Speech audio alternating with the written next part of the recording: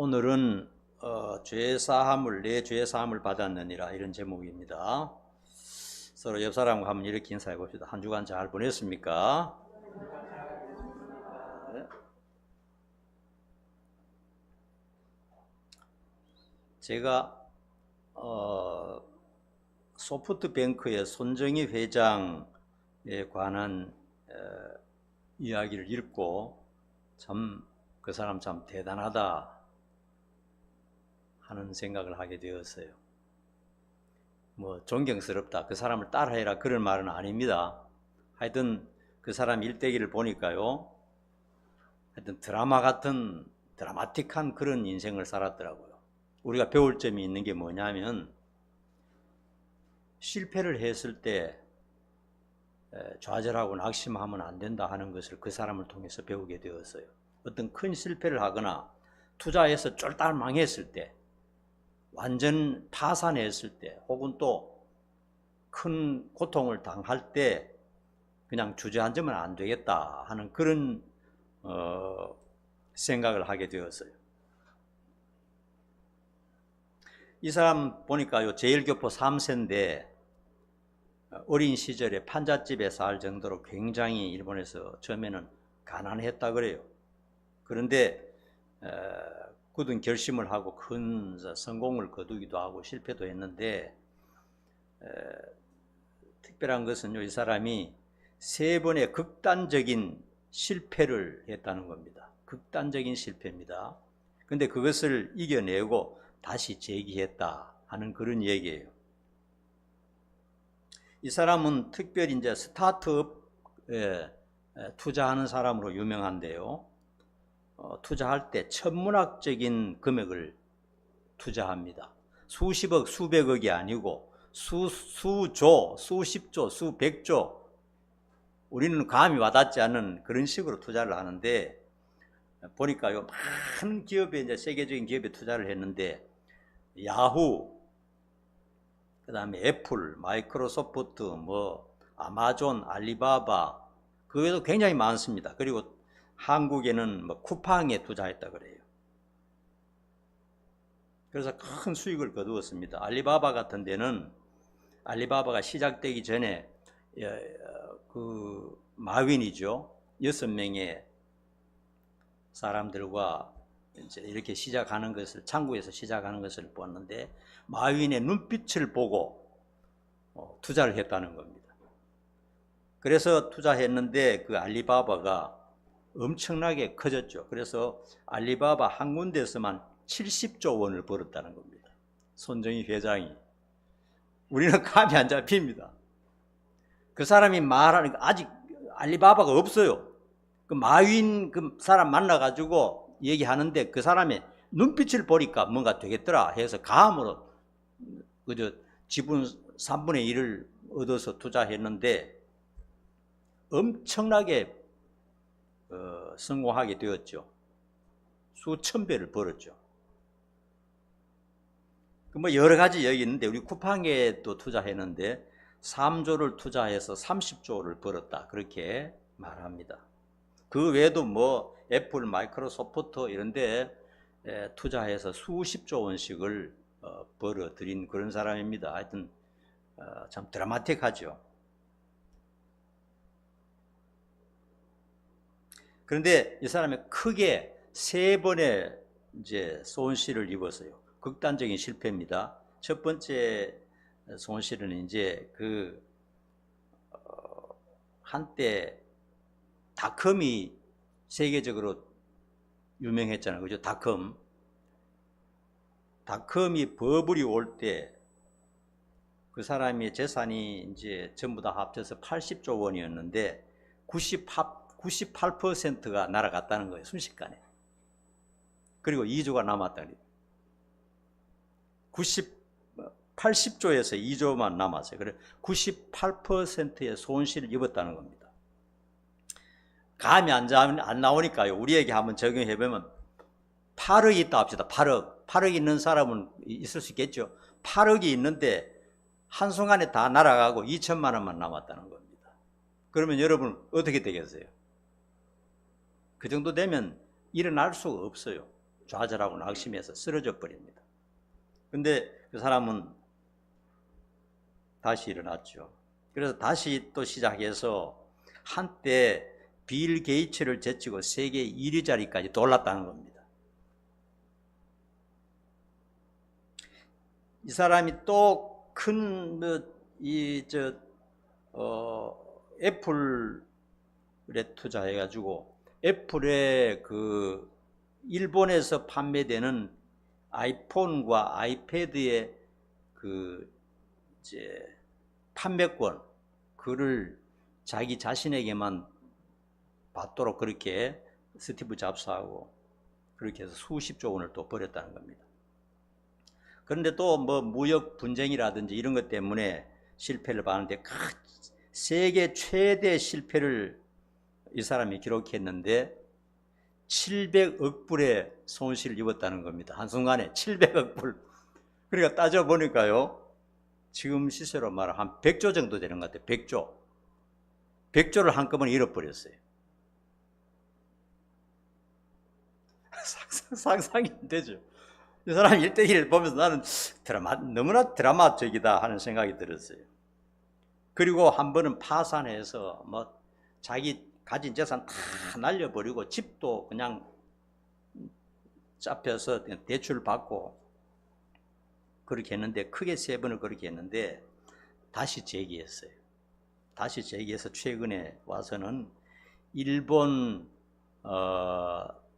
재벌 제2위로 등극을 했는데, 이 사람의 재산은 한 주에도 몇 조씩 왔다 갔다 하니까 투자니까요, 지금은 30조에서 40조 사이가 된다, 그런 얘기를 들었습니다. 그러나 그 사람의 재산은 지금 유동적입니다. 그리고 지금은 AI에 전적으로 투자해서 엄청난 수익을 올리기도 하고 그렇게 한다 하는 얘기를 들었습니다. 그러므로 제가 하고 싶은 얘기는, 우리가 뭐 좀 하다가 실패했다거나 좀 어려움이 있다거나 재산이 크게 날아갔을 때도 이런 사람 생각하면서 너무 좌절하지 말고 하나님이 도와주시면 또 다시 할 수 있다 하는 이런 소망을 가지자 하는 의미에서 이런 얘기를 했습니다. 그러나 이런 사람은 세계에 별로 거의 없어요. 큰 실패를 하면 거의가 좌절에 빠져서 쓰러지고 맙니다.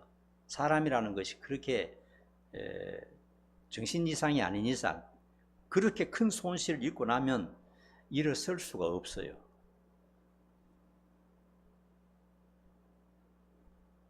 어떤 사람이 있었습니다. 2018년도에 자기의 모았던 전 재산, 아직도 젊은 사람입니다. 40대 초반인데 수억 원하고 그 다음에 은행에 또 수억의 빚을 내어서 헬스장을 크게 차렸습니다. 그때는 헬스장이 아주 붐을 탈 때였습니다. 큰 꿈을 가지고 시작했는데 곧바로 코로나가 왔죠. 그래서 수억의 돈이 그냥 공중분해되어 버리고 말았다 하는 것입니다. 그래서 망해버렸다는 겁니다. 그래서 그에게 사람들이 물었습니다. 물었을 때 죽고 싶은 마음밖에는 아무 생각도 아무 희망도 없다는 거예요.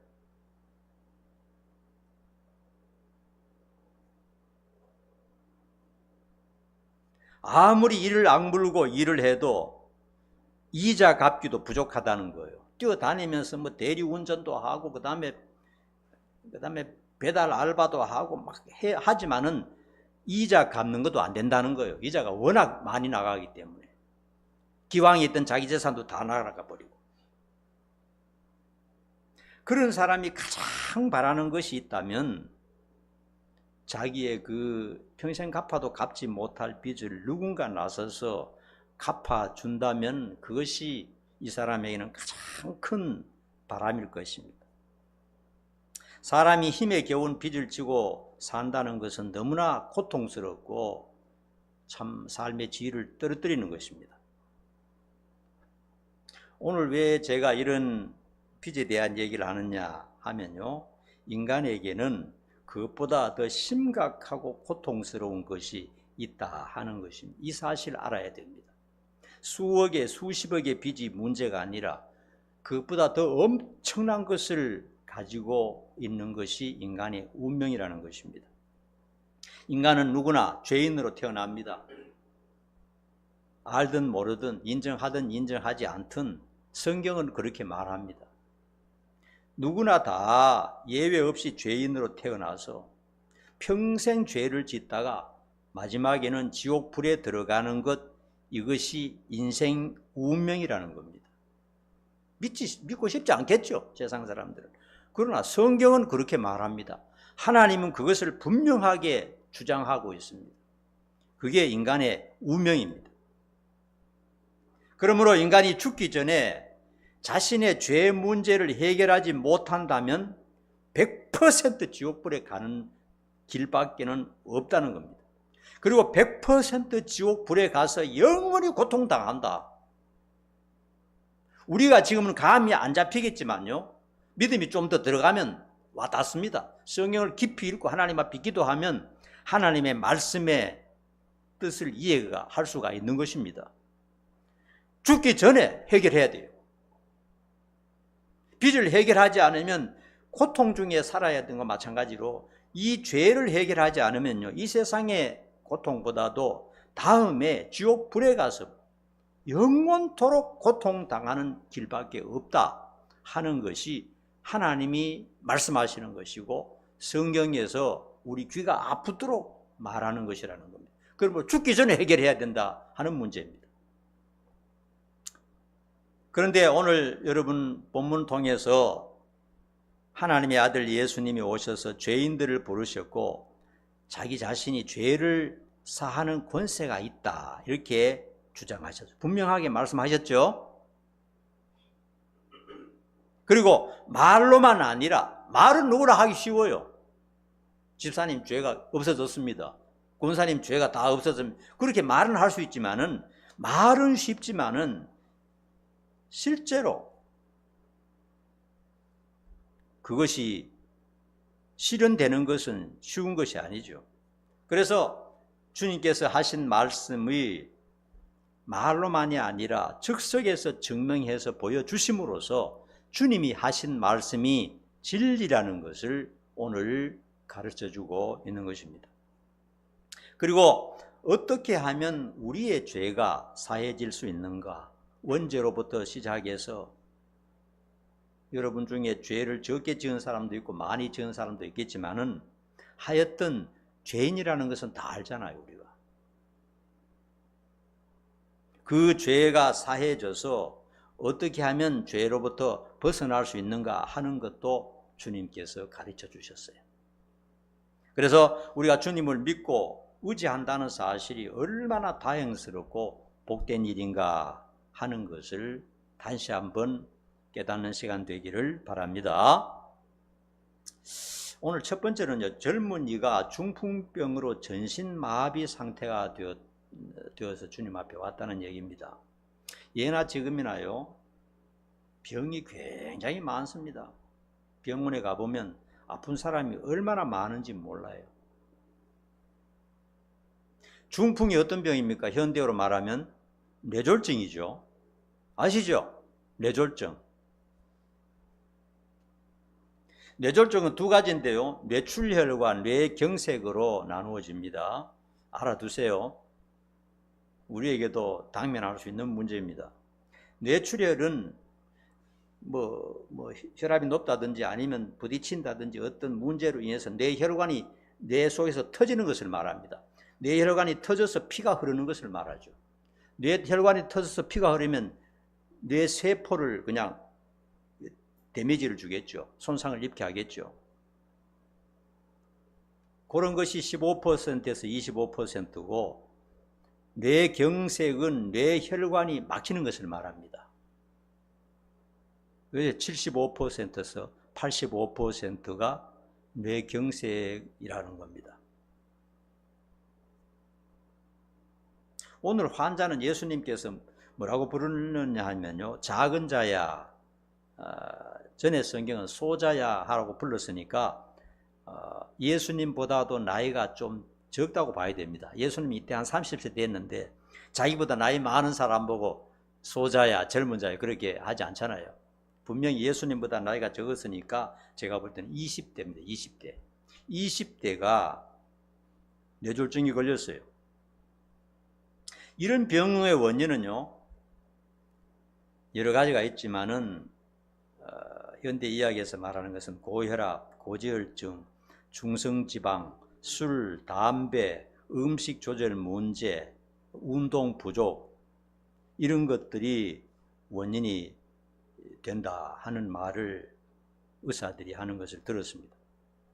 그래서 노인들뿐만 아니라 관리를 잘못하게 되면 20대에도 중풍이 걸릴 확률이 많고요. 우리나라에도 실제적으로 20대, 30대도 굉장히 많습니다. 지금 중풍 환자가 굉장히 많아요. 그래서 뇌졸중은 심각하고요, 고통스러운 병으로 사망률 제2위입니다. 걸리면 어떤 현상이 나타나냐? 뇌의 손상에 따라서 언어 장애가 올 수도 있고요, 보행장애, 걷지 못할 수가 있고요, 눈이 안 보일 수도 있고, 시각장애, 안면 마비도 올 수 있습니다. 발작을 일으킬 수도 있고, 겪어보지 못한 두통을 앓을 수도 있습니다. 지금까지는 겪어보지 못한 두통, 그리고 혼수 상태에 빠질 수도 있고, 반신불수가 될 수도 있고, 전신마비, 뭐 여러 가지 무서운 결과로 나타난다고 합니다. 제가 이 설교하기 위해서 인터넷을 통해서 많은 의사들을 만나봤어요. 들어보고 이 병이 얼마나 무서운 병인가, 삶의 질을 얼마나 떨어뜨리는가, 그리고 모든 사람에게 당면할 수 있는 문제다 하는 것을 들으면서 심각하다는 생각을 하게 되었어요. 오늘 나온 이 환자는요, 너무 심각해서 전신마비 환자가 되었어요. 자기 힘으로 아무것도 할 수 없어요. 걸어 다닐 수가 없어요. 어떤 사람은 쩔뚝쩔뚝 걸어 다니고, 어떤 사람은 반신불수가 되는데, 이 사람은 전신마비가 되어서 그냥 자는 침상에 들고 그냥 사람들이 데리고 왔다는 겁니다.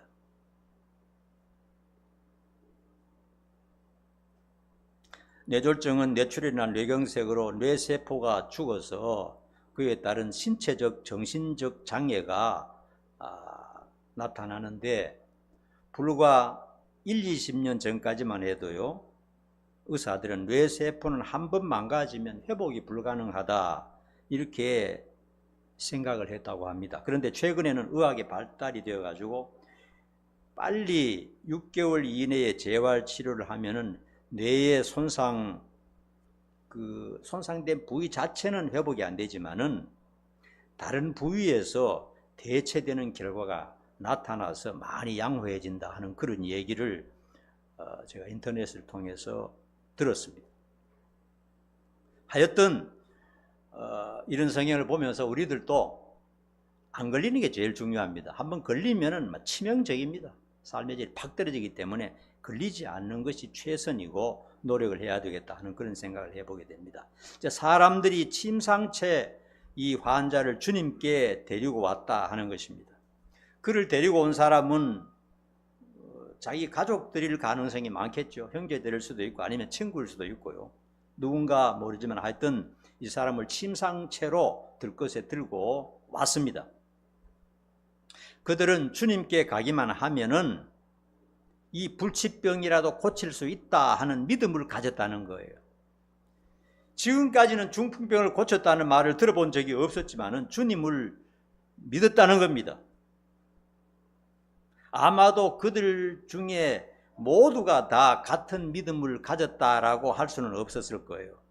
어떤 사람은 이건 시간 낭비야, 중풍병이 고친다는 거 들어봐서 헛수고하지 말자, 한번 갔다 오면 이 환자가 얼마나 더 심각해지냐, 이런 짓 하지 말자, 그냥 가만히 두는 게 나아, 그렇게 말하는 사람도 있었을 것이고 반대하는 사람도 있었을 것인데, 아마도 제가 생각할 때는 그 중에 한 사람이 적극적이었던 것 같아요. 뭐라고 말했냐? 이 사람이 이렇게 아파서 다 죽어가는데 중풍병에 걸리면 엄청 아프거든요. 너무너무 아픕니다. 너무 고통스럽습니다. 대소변 다 받아내야 되고 옆에 있는 사람도 고통스럽고, 이 사람이 다 죽어가는데 아직도 젊은 사람인데 그대로 놔둘 거냐? 우리가 최선을 다 해봐야 되지 않겠냐? 내가 생각하기로는 예수님이라는 그분은 모든 병을 다 고칠 수 있다는 나는 확신해. 가보자 하고 밀어붙이니까 다른 사람들도 어떻게 합니까? 이렇게 적극적으로 나오는데 안 된다 그럴 수가 없으니까 아마 전부 다 같은 마음을 가지고 데리고 왔던 것 같아요. 심지어 마가복음에 보면요, 예수님 모이는 곳에 사람이 너무 많아가지고 예수님 만날 수 없으니까 어떻게 했죠? 지붕에 올라가서 지붕을 뚫고 그냥 달아내렸습니다. 얼마나 대단합니까? 적극적인 한 사람이 있을 때 그 가정이나 단체에서 그 적극적인 사람이 강한 믿음으로 밀어붙이면요, 소극적인 그런 사람도 설득을 당하게 된다 하는 것을 알 수 있어요. 믿는다고 하는 사람이 소극적으로 하면 믿지 않는 가족들이 안 따라옵니다. 적극적으로 살 길은 여기밖에 없다 하고 막 밀어붙이면은, 믿음으로 밀어붙이면 이렇게 믿음으로 통일될 수 있다 하는 것을 알 수가 있어요. 예수님에게 왔습니다. 예수님 앞에 왔습니다. 그때 예수님께서 작은 자야, 소자야, 안심하라. 내 죄가 사함을 받았느니라. 이렇게 말씀을 하셨어요. 본문에 보니까 주님은 그들의 믿음을 꿰뚫어 보시고 그렇게 말씀하셨다 그랬어요. 그들에게 믿음이 있는 것을 보시고 아무것도 묻지도 않으시고 사죄를 선포하셨어요. 죄가 사해진다는 것은 그의 지은 모든 죄가 깨끗이 제거되고 기록에 남지 않는다는 뜻이거든요. 지금까지 지었던 모든 죄, 아마도 주님께서 무엇을 보시고 말씀하셨는지 몰라도 주님과 또 이 환자 본인만 아는 무슨 숨은 죄가 있었던 것 같아요. 다른 사람은 몰라요. 근데 이 환자 자신은 알아요. 그리고 주님도 알고 계세요. 그래서 주님께서는 병을 고치러 온 사람을 향해서 대뜸 하시는 말씀이 네 죄가 고침을 받았다 하고 선언하셨어요. 이상하시죠? 죄를 사하는 권세는 오직 하나님의 고유 권한이라는 사실을 유대인들은 다 알고 있습니다. 하나님만 죄를 사할 수 있지 누가 감히 죄를 사할 수 있는가? 유대인들은 다 알고 있어요. 그런데 주님은 그런 권세를 수백 명 앞에서 행사하셨어요. 병자가 회개한 것도 아니고 자기 잘못을 자백한 것도 아닌데 단지 주님께 가까이 다가갔다는 것 때문에 사죄를 선포하셨다 하는 것에 대해서 우리가 좀 깊이 생각해 봐야 됩니다. 스펄전 목사님은 이렇게 말한 적이 있습니다. 일어설 힘이 없거든 기어서라도 십자가로 가라. 그러면 거기서 일어날 것이다. 이런 말을 했어요.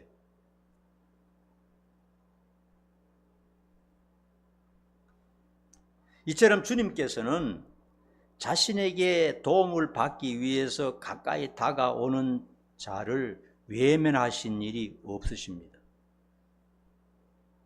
그리고 주님께서 그 젊은 환자에게 네 죄가 없어졌다, 네 죄는 사가 없어졌다 그렇게 말씀하시는 것은 그 죄에 대한 책임은 자신이 짊어지신다 하는 뜻이 포함되어 있습니다. 여러분, 한 번 지은 죄는 없어지지가 않습니다. 누군가 죽어야 돼요. 성경에 보면 누군가 피를 흘려야 그 죄가 해결이 되는데 그 책임을 예수님 자신이 짊어지겠다 하는 그런 뜻입니다. 여러분, 누군가의 빚을 갚아준다고 합시다. 형제의 빚을 갚아준다면 자신의 돈이 손해를 봐야 돼요. 자신의 돈이 손해를 안 보고 그냥 빚이 갚아집니까? 안 되잖아요. 그와 마찬가지로 누군가의 죄를 삭제하려면 주님께서 그 죄값을 치르기 위해서 돌아가셔야 된다 하는 사실을 알 수가 있습니다.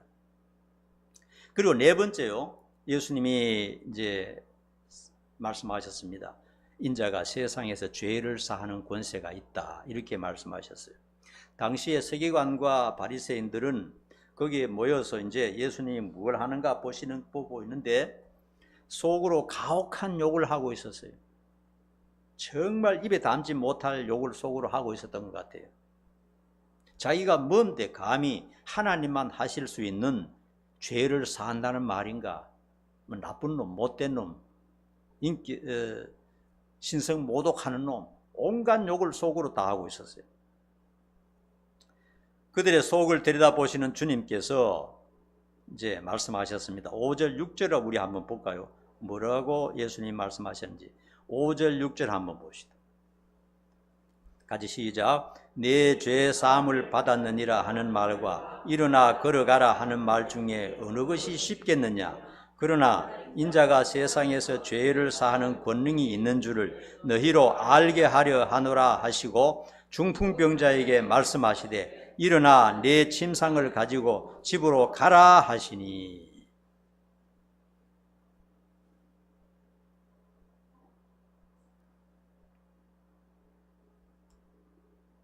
예수님께서 속으로 온갖 비난을 하시는 그 서기관과 바리새인들의 마음을 꿰뚫어 보시면서 이런 말씀을 하셨죠. 그런데 죄가 사해졌다 하는 말과 그 중풍병자에게 네 벌떡 일어나서 집으로 돌아가라 하는 말은 다 할 수 있습니다. 그렇죠? 우리도 그런 말은 할 수 있어요. 그러나 그것이 현실로 되는 것은 인간에게는 불가능한 겁니다. 인간은 절대로 그렇게 할 수가 없어요. 아무리 훌륭한 명의라 할지라도 그렇게 못해요. 그건 불가능한 일입니다. 그런데 예수님께서 환자에게 말씀하셨습니다. 네 침상을 정리해서 집으로 가라 했을 때 들것에 들려서 꼼짝하지 못하고 대소변 받아내면서 오던 그 환자가 벌떡 일어나서 자기 침상을 들고 메고 나갔다 그랬어요. 오늘 본문에 분명 그렇게 말씀하셨죠? 진실입니다. 진실. 그렇게 하니까 할 말이 없는 거죠.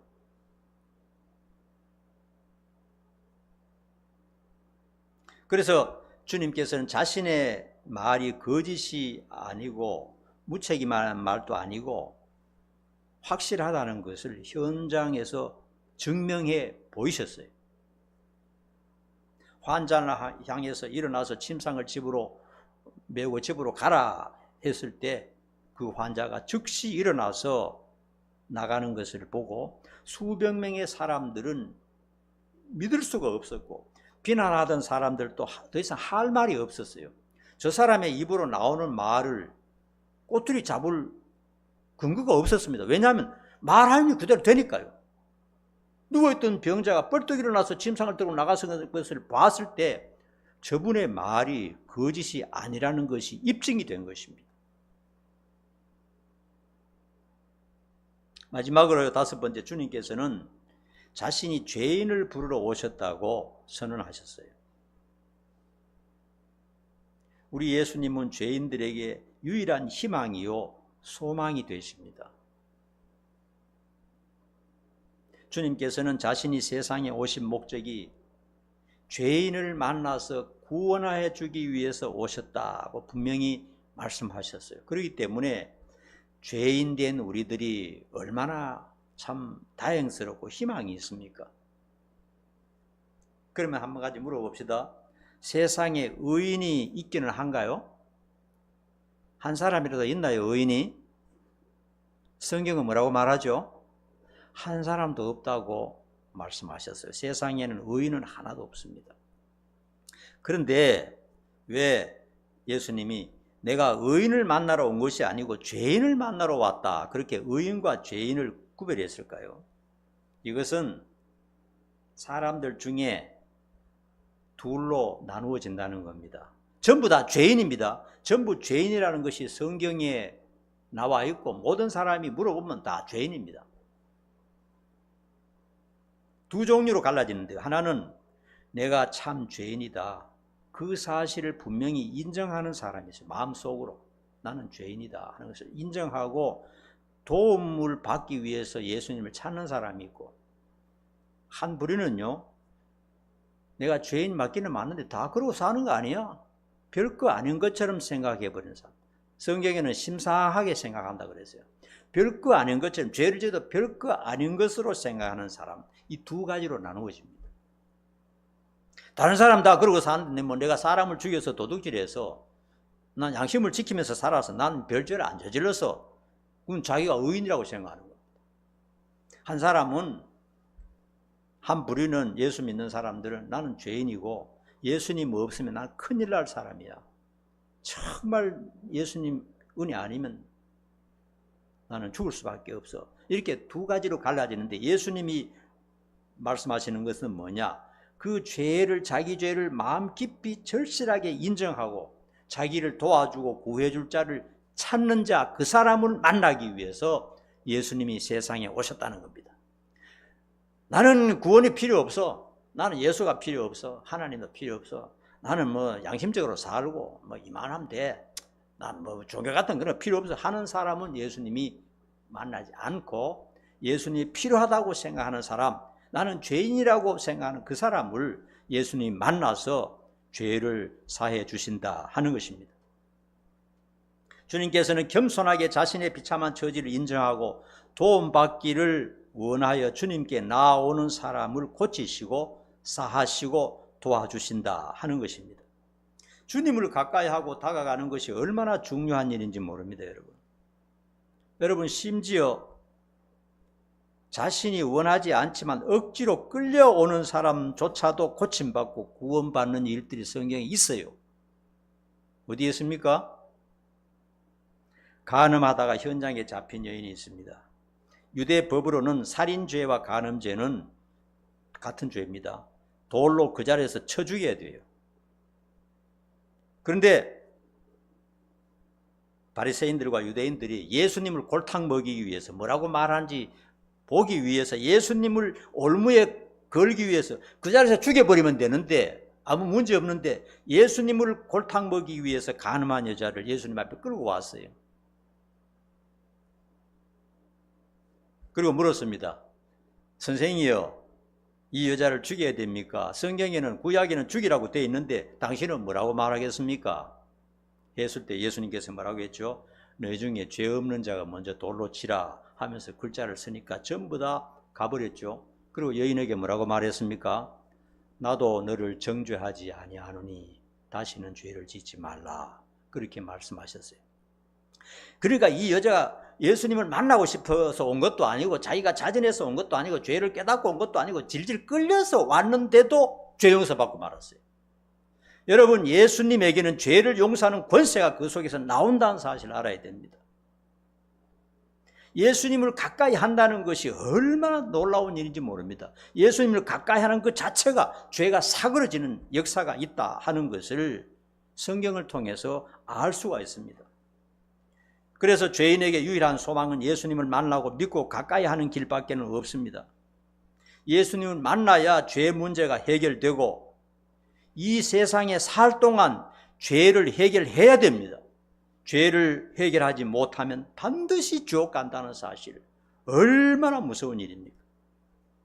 성경 한 군데 찾아서 읽고 마치도록 하십시다. 로마서 4장 7절에서 8절 한번 읽어봅시다. 같이 읽습니다. 시작. 불법이 사함을 받고 죄가 가려짐을 받는 사람들은 복이 있고 주께서 그 죄를 인정하지 아니하실 사람은 복이 있도다 함과 같으니라. 아멘. 기도하겠습니다. 거룩하신 하나님, 은혜와 사랑 진심으로 고맙고 감사합니다.